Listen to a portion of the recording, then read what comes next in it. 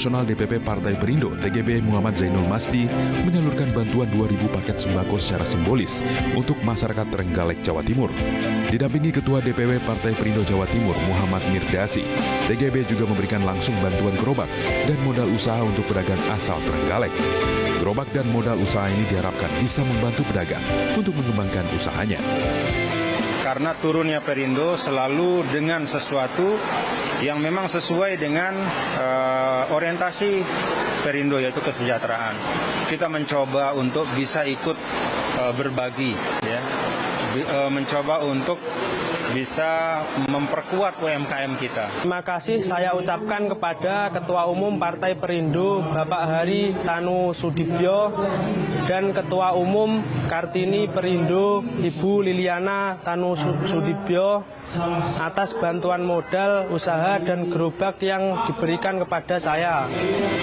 Jelang pemilu legislatif 2024, DPD Partai Perindo Trenggalek berkomitmen berjuang untuk mengantarkan kadernya duduk sebagai anggota legislatif.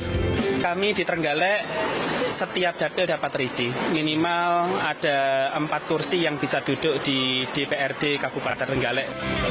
Partai Perindo optimis bisa melewati parliamentary threshold di tingkat nasional. Partai pimpinan Hari Tanu Sudibyo ini menargetkan minimal 60 kursi DPR RI pada pemilu 2024 mendatang. Dari Trenggalek, Jawa Timur, Vito Erlangga, Ari Setiawan, Raga Firdaus, iNews melaporkan. Tim khusus Polri telah melakukan tes uji kebohongan terhadap tersangka pembunuhan Brigadir Joshua Huta Barat. Hasilnya, 3 tersangka selain Putri Chandrawati dan Verdi Sambo dinyatakan jujur.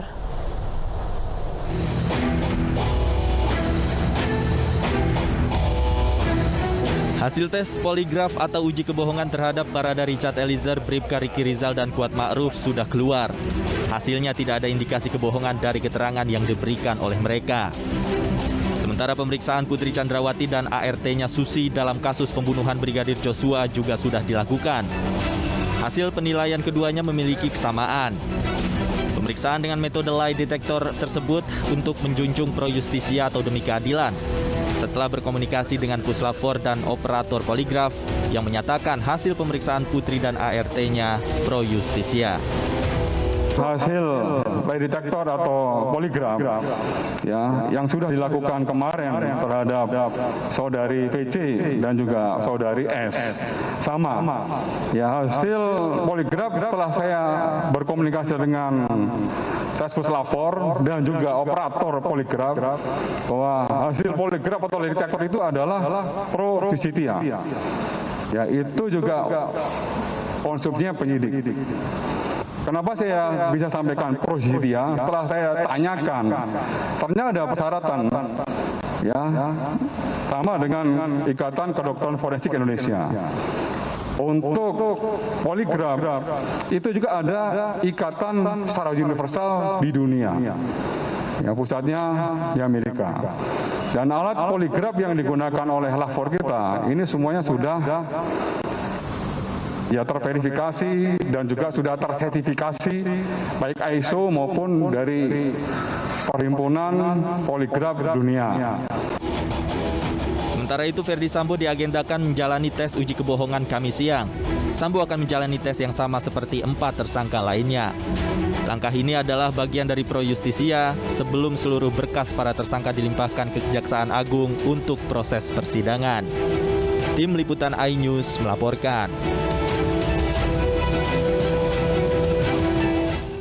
Ya, pemeriksaan uji kebohongan menggunakan poligraf bekerja dengan sensor yang dipasang di sekujur tubuh untuk melihat reaksi seseorang. Namun sejumlah ahli menilai hasil pemeriksaan bisa saja bias terhadap orang-orang yang dinilai telah terlatih.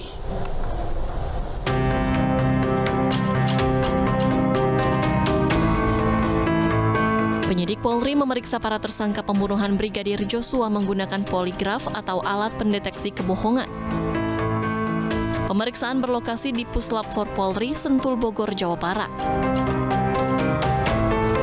Pemeriksaan ini dilakukan untuk menguji tingkat kejujuran para tersangka. Terlebih, terdapat sejumlah perbedaan keterangan antar tersangka saat rekonstruksi. Poligraf adalah instrumen yang memantau reaksi fisiologi seseorang. Instrumen-instrumen ini tidak mendeteksi kebohongan, namun hanya dapat mendeteksi reaksi yang dihasilkan seorang pembohong. Alat ini bekerja menggunakan sensor yang dipasang di sekujur tubuh seseorang yang akan diinterogasi.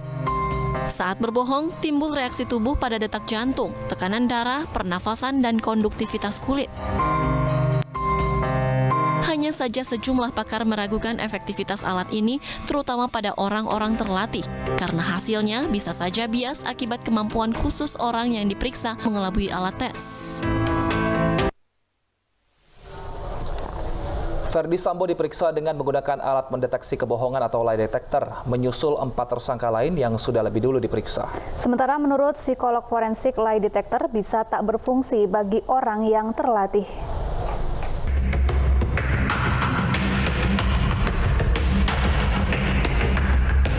Irjen Ferdi Sambo, tersangka pembunuhan Brigadir Joshua, sekaligus tersangka penghalangan penyidikan menjalani pemeriksaan dengan lie detector atau alat pendeteksi kebohongan. Pemeriksaan digelar di Puslap 4 Bareskrim Polri Babakan Madang, Kabupaten Bogor, Jawa Barat. Lie detector atau uji poligraf sebelumnya juga dipakai untuk memeriksa 4 tersangka lain, yaitu Barada Richard Eliezer, Bribka Riki Rizal, Kuat Ma'ruf, dan Putri Chandrawati. Asisten rumah tangga Sambo bernama Susi juga diperiksa. Namun hasil pemeriksaan tidak disampaikan secara gamblang kepada publik. Hasil poligraf atau lie detector itu adalah pro justitia.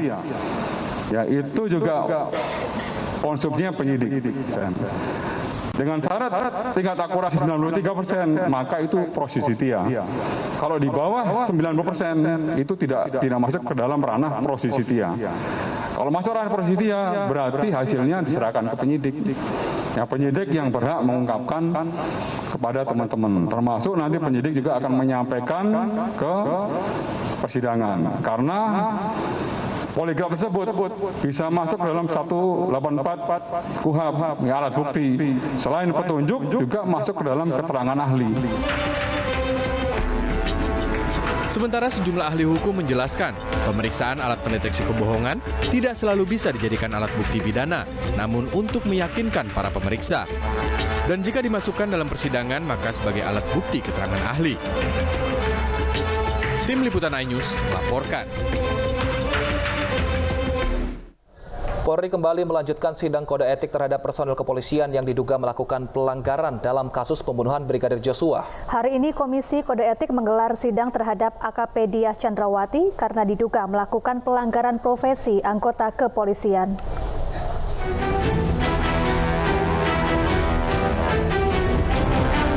Sidang kode etik dan profesi terhadap AKP Diah Chandrawati digelar di Gedung TNCC Divisi Propam Polri, Jakarta Selatan hari ini. Polri akan menghadirkan 4 orang saksi atas sidang etik mantan anak buah Kadif Propam Polri, Ferdi Sambo. Persidangan ini dilakukan lantaran AKP Diah diduga telah melakukan pelanggaran profesi kategori sedang dalam proses penyidikan kasus tewasnya Brigadir Nofriansah Yosua Huta Barat atau Brigadir Joshua. Dalam persidangan kali ini, Kombes Rahmat Pamuji ditunjuk sebagai Ketua Komisi Sidang Etik terduga pelanggaran AKP Diah Chandrawati. Diperiksa karena ketidakprofesionalan di dalam melaksanakan tugas. Dan perlu rekan-rekan media ketahui bahwa pelaksanaan sidang KKEP terhadap AKP DC tidak ada kaitannya dengan obstruction of justice atau OOJ. Demikian yang bisa saya sampaikan kepada rekan-rekan media. Sebelumnya, Polri telah menetapkan 7 orang anggotanya terkait obstruction of justice dalam proses penyidikan tewasnya Brigadir Joshua. Tersangka Ferdi Sambo yang masuk dalam terduga merintangi penyidikan tersebut dituding berperan dalam penghilangan alat bukti berupa rekaman CCTV di sekitar rumah Ferdi Sambo di Duren 3, Jakarta Selatan. Ketujuh orang tersebut telah mendapatkan sanksi pemberhentian tidak dengan hormat dari keanggotaan Polri. Sementara Diah Chandrawati merupakan polwan pertama yang terseret sidang etik kasus ini. Tim iNews melaporkan. Ya pemirsa, usai sudah kebersamaan kita dalam iNews sore hari ini. Tetap jaga protokol kesehatan karena pandemi belum usai. Saya Syafaati Suryo. Dan saya Wilson Purba, mewakili kerabat kerja yang bertugas pamit undur diri. Terima kasih. Sampai jumpa.